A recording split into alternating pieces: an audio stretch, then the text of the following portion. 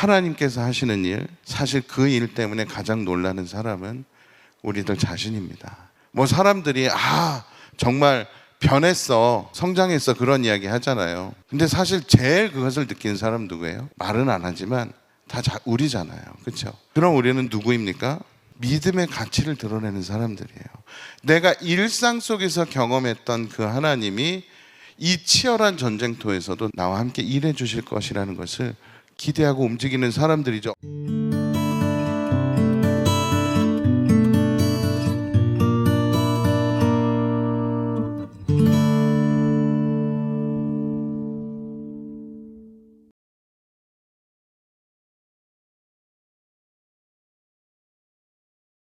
오늘 본문 말씀은 사무엘상 17장 24절에서 40절까지의 말씀입니다.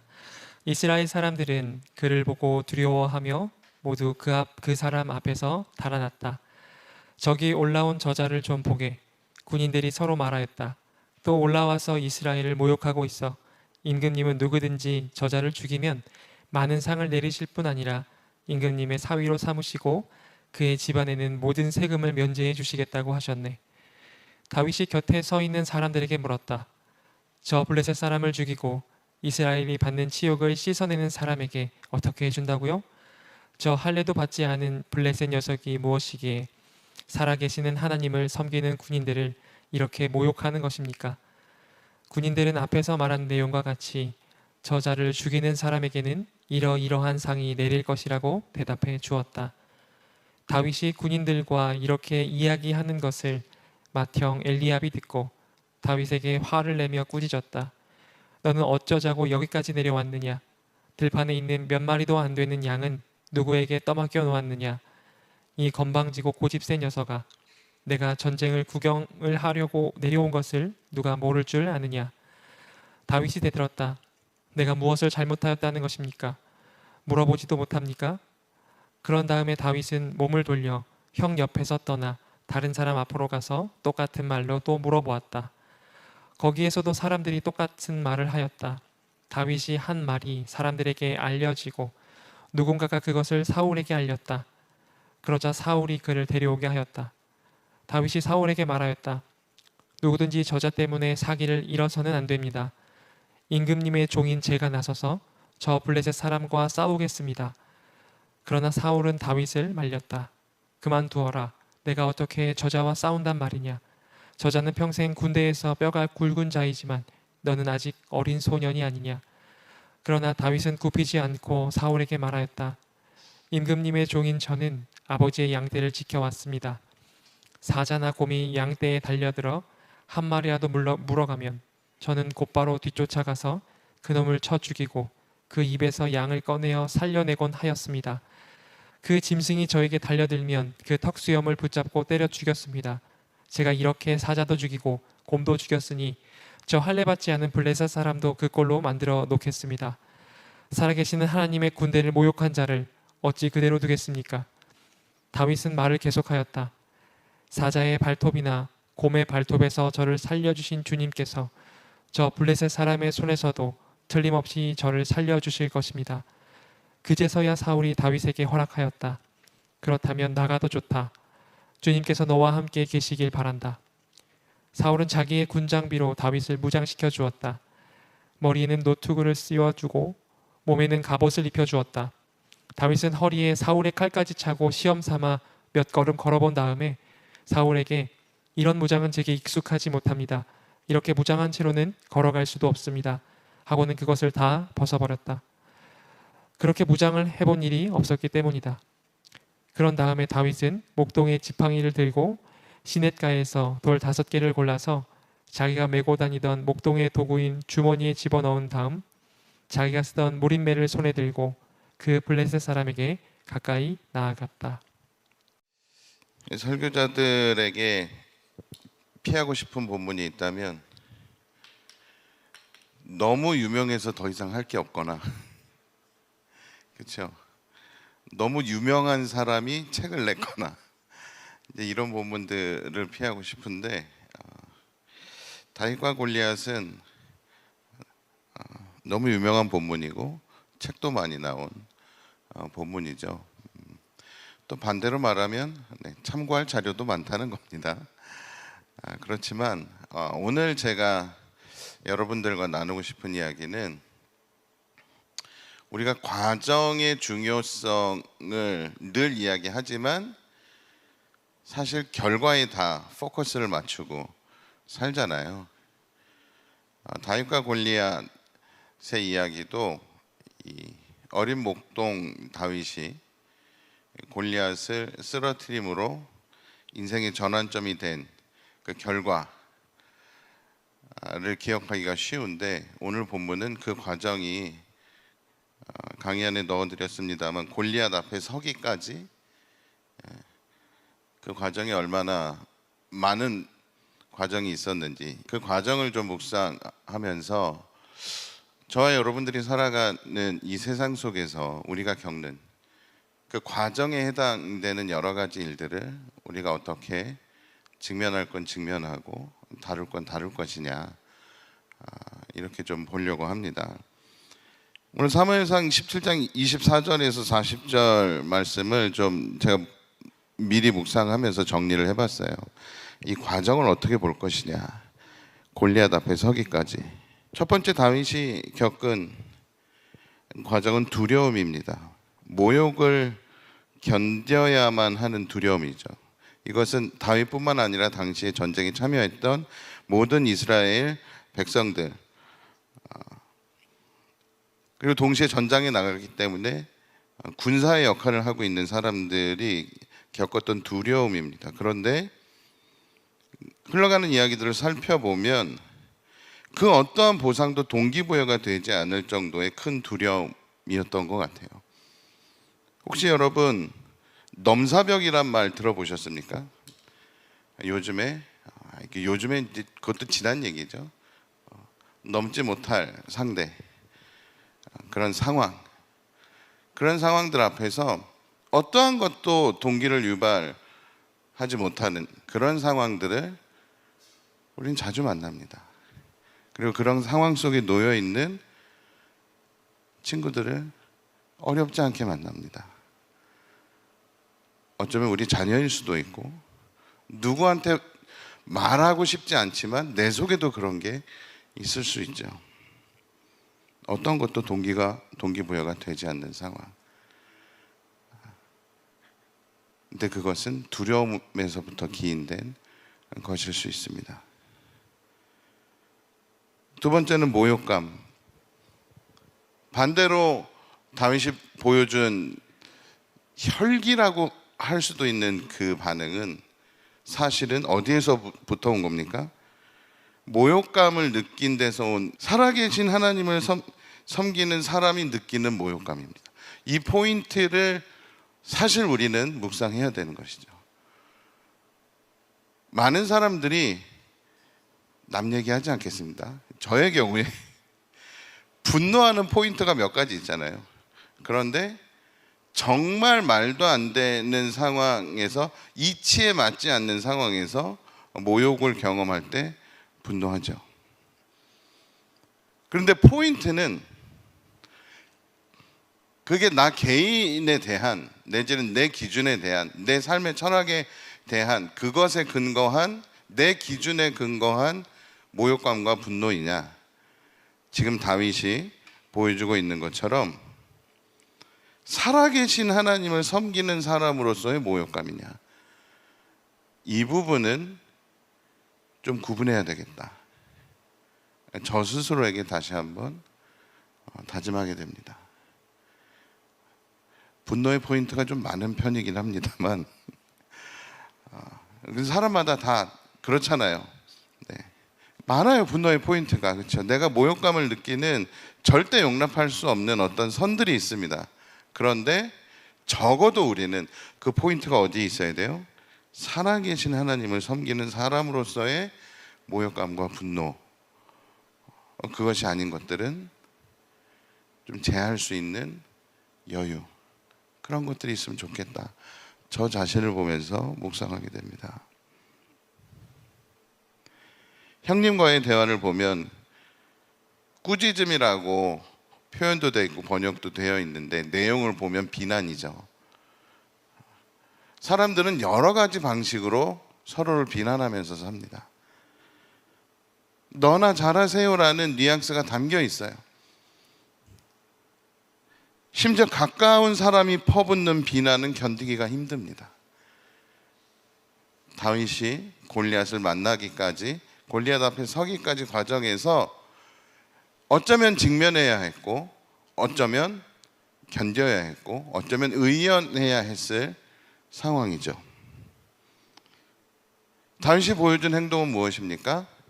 그것에 대해서 자기 할 말은 합니다. 그리고 이어가지 않아요. 그 논쟁을 이어가지 않고 다른 사람들을 만나서 또 상황을 파악하러 다니는 것을 보고 있습니다. 그 과정 가운데서 무엇이 드러납니까? 사명감이 드러나요. 처음에 제가 이 부분을 묵상할 때는 심지어 뭐라고 썼었냐면, 누가 시키지도 않았는데 불타오르는 사명감, 이렇게 썼어요. 그런데 곱씹을수록 여러 사람들을 만났다는 것을 발견했습니다. 그렇죠? 이 전장에서 이 사람도 이렇게 반응하고 저 사람도 그렇게 반응하는 두려움 속에서 어떤 보상도 동기부여가 되지 않는, 그렇게 이미 패배의식에 젖어 있는 사람들을 보면서 사명감을 더해갔거나 발견했을 수 있다. 그 의로운 분노를 가진 사람으로서, 살아계신 하나님을 섬기는 사람으로서 사람들을 만날수록, 이 깨어진 세상에서 이미 패배감에 젖어 있는 사람들을 만나고 들여다 볼수록 사명감을 발견하게 되고 더해지게 된다라는 것을 묵상하게 됩니다. 내 처지만 보다 보면 사명감을 발견하기는 쉽지 않죠. 그렇죠? 그런데 한두 사람, 7, 8사람, 11사람, 우리에게 맡겨진 사람들의 그들의 생을 들여다보면 이 깨어진 세상에서 그들이 느끼는 두려움과 모욕감과 비난들을 견디면서 사는 그들의 생을 들여다보는 사람들은 당연히 사명감이 생기게 되죠. 하나님이 왜 저 사람들을 나에게 붙여주셨을까, 보게 하셨을까, 그것을 간과할 수 없습니다. 실은 그게 영적인 지도자죠. 우리들에게 주시는, 정말 하나님께서 우리들에게 보여주시는 부분이라고 생각합니다. 그래서 다윗이 뭐라고 이야기합니까? 저자 때문에 사기를 이뤄서는 안 됩니다. 누구도 저자 때문에, 어떤 사람도 골리앗 때문에 사기를 이뤄서는 안 됩니다. 라는 이야기를 정말 진심으로 하고 있습니다. 오늘 특별히 이 예배에 참여하고 계신 목자님들 위해서 정말 진심으로 중보하면서 같이 있다가도 기도하기 원합니다. 우리가 우리들의 인생만 바라보고 있었다면 이 길을 가지 못했을 거예요. 나에게 맡겨주신 사람들을 어떤 면에서는, 또 어떤 순간에는 어쩔 수 없이라도 돌보다 보니까, 그들의 생을 격려하려다 보니까 사명감이 더해지게 되죠. 그런데 이것은 어디를 향해서 가고 있는 과정인 것 같아요. 과정인 것 같아요.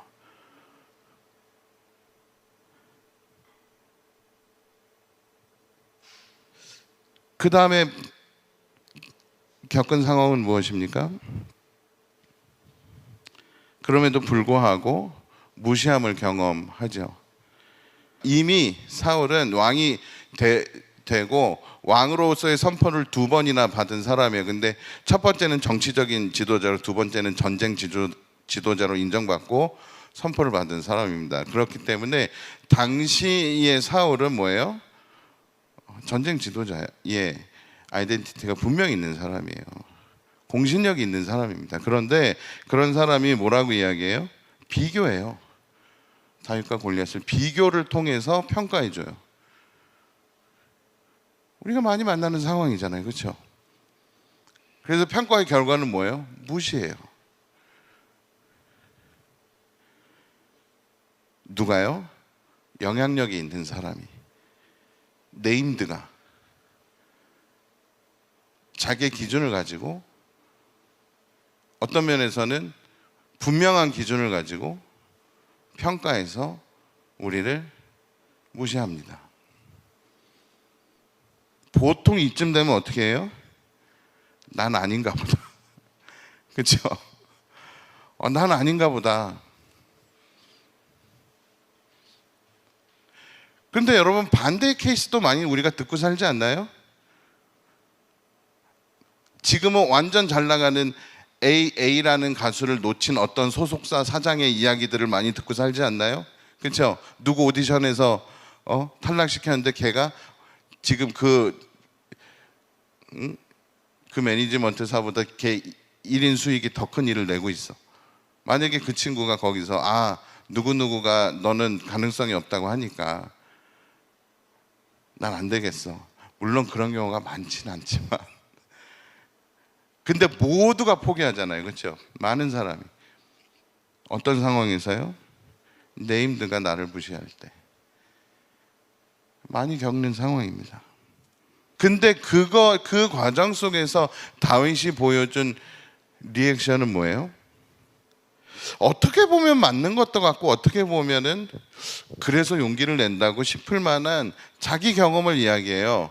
근데 그것은 우리가 뭐 사자나 곰의 손에서 양을 구해냈다는 이야기를 지금 상황에서 보면 엄청난 이야기죠. 뭐 그때 상황에서도 이렇게 되게 별로인 상황은 아니지만 지금은 사자나 곰을 쉽게 볼 수도 없고 너무 이 친구는 들에서 양을 지키는 목동의 역할을 하던 사람이고, 근데 그 자기 일상에서 자기가 훈련한 기술을 갖고 있었던 거예요. 그렇죠?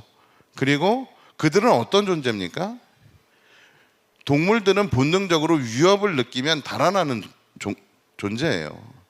근데 지금 누구 앞에 서 있어요? 전장에서 맞닥뜨려서 싸우려고 대시해오는 상대 앞에서 어떤 얘기를 꺼내요?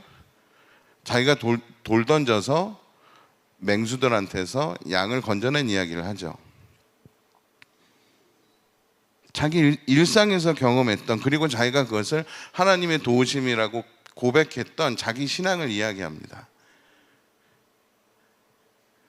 많은 세상에서 치열하게 사는 사람들이 그리스도인들을 향해서 나이브하다고 이야기하는 포인트가 여기에 있죠.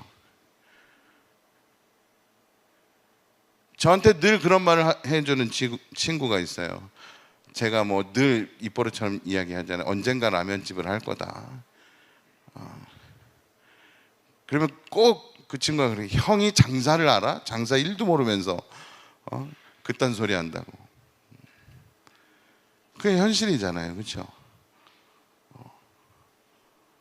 그 상황 속에서 지금 다윗은 무엇을 보여주고 있습니까? 하나님을 신뢰하는 모습을 보여주고 있어요. 자기의 모든 일상이 하나님의 은혜라고 고백하면서 살아온 사람이 정말 치열하게 싸워야 되는 전쟁터에서 지금까지 일상에서 함께 해주신 하나님이 이 전쟁터에서도 나를 반드시 서바이벌하게 해주실 것이라고 신뢰하면서 나아갑니다. 다른 사람이 볼 때는 나이브할 수도 있고 애송이의 치기일 수도 있어 보이죠. 그리고 한 번 더 걸림돌이 생겨요. 그래서 자기가 그 평소에 일상에서 트레이닝했던 스킬을 가지고 자기 나름의 방식을 가지고 그 싸움에 임하려고 하는데, 우리 그런 말이 있죠. 과도한 친절은 죄라는 말까지 있는데 그렇게까지는 이야기하지 맙시다. 과도한 친절은 불편하게 만들 수도 있어요. 사울이 보여준 행동 같은 것이죠. 딱 봐도 사이즈가 안 맞아. 이 사람은 지금 다 큰 성인이고 이 친구는 아직 그렇지도 않고. 그리고 갑옷이란 것이 자기 몸에 맞아야 되잖아요. 이 군대 다녀오신 분들은 압니다. 이상하게 똑같이 생겼는데도 탄띠를 매보면 내게 아닌데? 이거 알아요. 불편해요. 그럼 꼭 무슨 사고가 나요. 그런 것들이 있어요. 기본적인 겁니다. 기본적인 거. 전투 장비는 자기 몸에 맞는 걸 써야 됩니다. 기본적인 겁니다. 그런데 어쩌면 어차피 안 될 거니까 얘를 보호라도 쉴드라도 해주려고 사울이 내줬을 수도 있다고 생각해요. 아니면 너 안 돼, 너 아직 멀었어, 너 애송이야, 이거를 깨달으라고 자기 갑옷을 내줬을 수도 있어요. 자기 장비를. 근데 다윗은 그것이 딱 봐도 아닌 상황에서 어떻게 행동합니까? 해본 후에 자기에게 익숙하지 않다는 표현을 하죠. 이 뉘앙스를 여러분 저를 포함해서 잘 훈련했으면 좋겠어요. 그거 잘못됐어. 그거 잘못됐어요. 그게 아니라 이거 저한테 익숙하지 않네요. 알고 우리가 이론은 다 알잖아요. 아이메시지. 성경에서 발견하게 됩니다. 자기한테 익숙하지 않다고 거절하는 겸손함으로 한 걸음 더 나갑니다. 그리고 마지막, 그가 보여준 철저함. 그냥 지나갈 수도 있어요. 요 포인트는. 그렇죠? 어쩌면 루틴일 수도 있어요. 다윗의. 근데 루틴은 정말 중요한 거거든요. 이 다윗이 보여준 루틴은 뭐예요? 시냇가에서 돌을 찾았다는 것은 상당히 맨질맨질한 돌 중에서 자기 기준이 있어요. 자기 노하우가 있어 선별된 5개를 골랐다는 겁니다.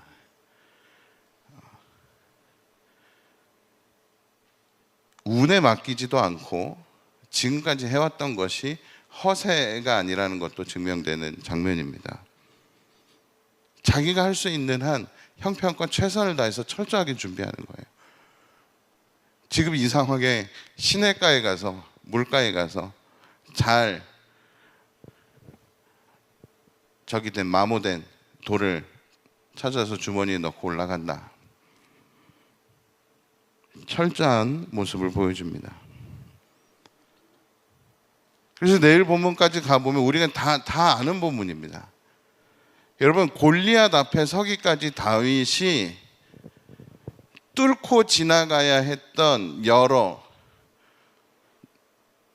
장벽들이 있었습니다. 그렇죠?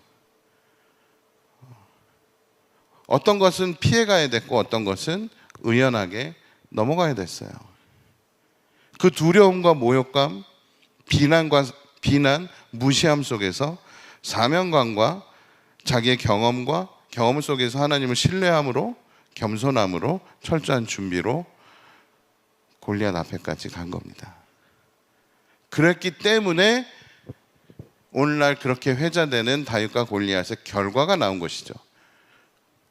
우리는 모두 결과에만 집중합니다. 그렇죠?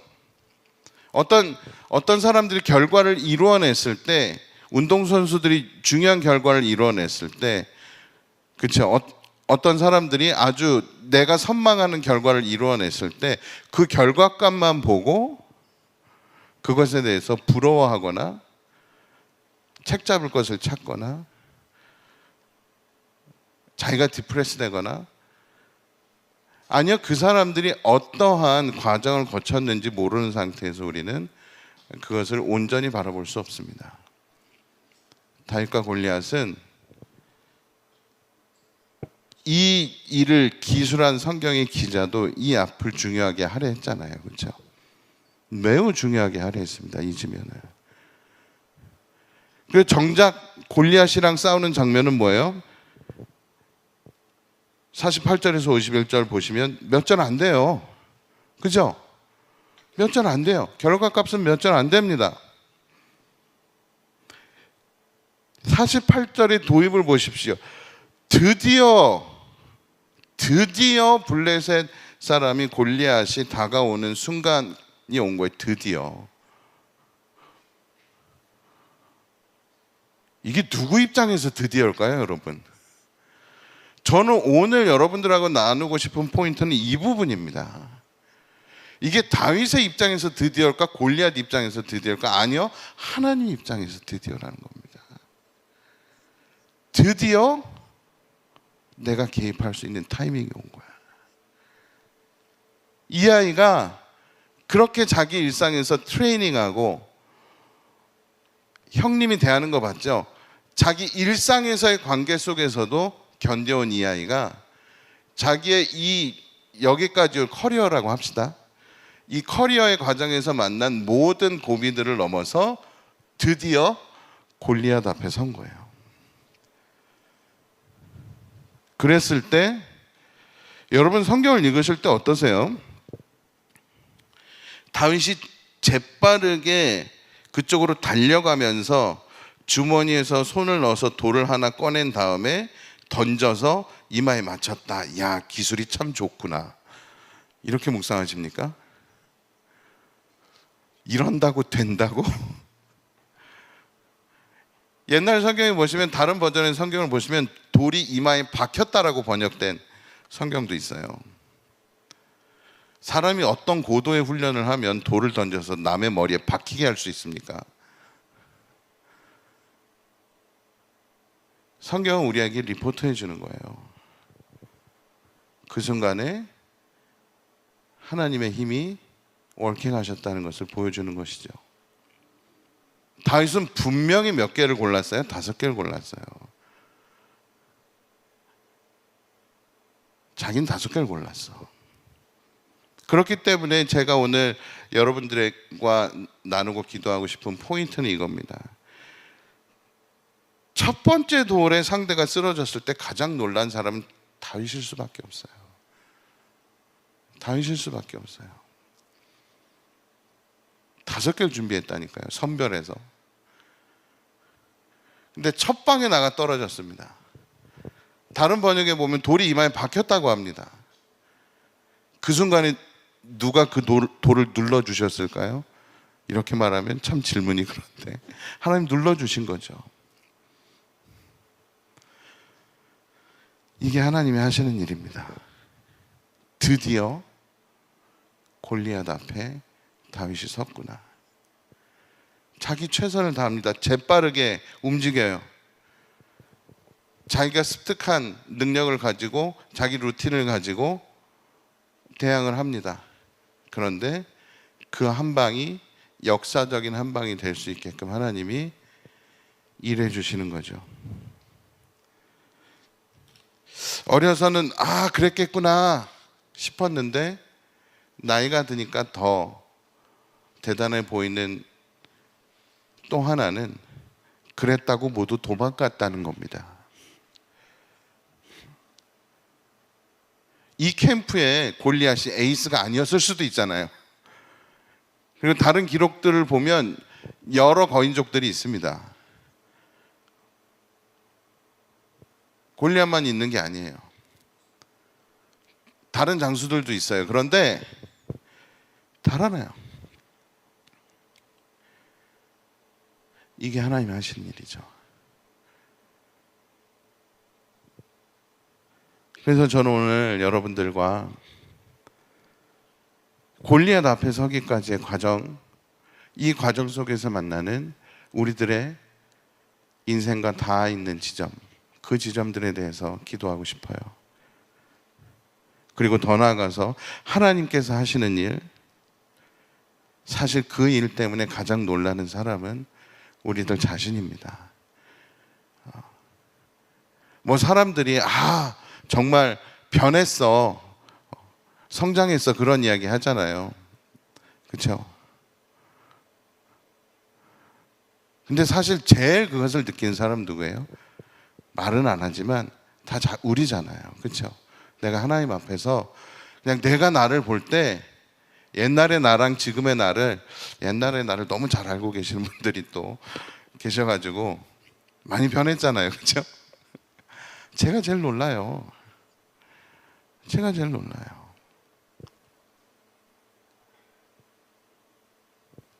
그럼 우리는 누구입니까? 믿음의 가치를 드러내는 사람들이에요. 내가 일상 속에서 경험했던 그 하나님이 이 치열한 전쟁터에서도 나와 함께 일해 주실 것이라는 것을 기대하고 움직이는 사람들이죠. 무엇 속에서요? 두려움 속에서도, 모욕감 속에서도, 비난과 무시 속에서도 하나님의 그 구원하심을 신뢰하는 거예요. 결정적인 순간에 하나님의 개입하심을 신뢰하는 거예요. 뭐 하는 사람들이? 일상에서 그것을 고백해 온 사람들이.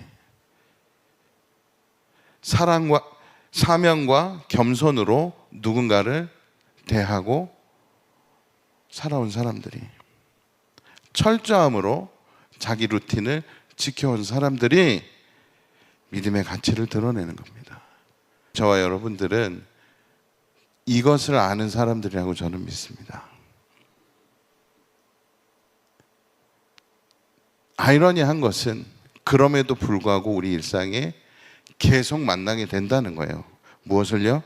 두려움, 모욕, 비난, 무시를 계속 만나게 된다는 겁니다.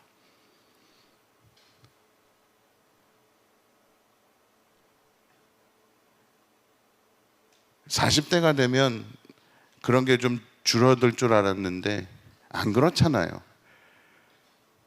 그럼 형님들한테 묻습니다. (50대가) 되면 줄어듭니까? 안 그렇잖아요.